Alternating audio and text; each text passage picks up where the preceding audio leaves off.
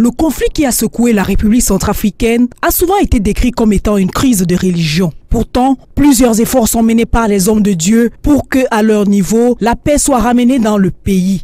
Nous ne sommes que des instruments que Dieu utilise pour toucher ses âmes. Et je pense que ce que nous faisons aussi, c'est la grâce de Dieu qui passe par là pour aider ces gens. Parce que je vous assure, je n'étais pas au pays en ce moment où ça se passait, j'étais aux Seychelles, j'ai regardé aussi les images.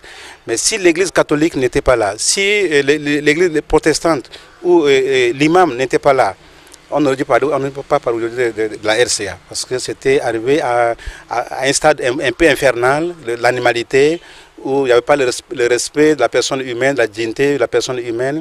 Le rôle que joue l'Église dans la résolution du conflit n'est plus à exprimer. Il est plus qu'inestimable dans le processus de recherche de stabilité, de paix et de cohésion sociale.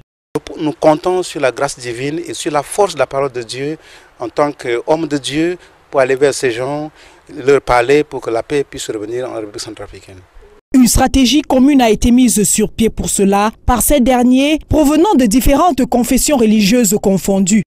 On pense d'abord aux sessions de formation pour désarmer les cœurs et puis aussi les sensibilisations auprès des gens pour montrer qu'ils ont un même sang, ils sont des Centrafricains, donc cela ne sert pas de se tuer. Mais l'Église n'est pas policière. On n'a pas les moyens des armes pour venir désarmer les gens, mais on désarme les cœurs.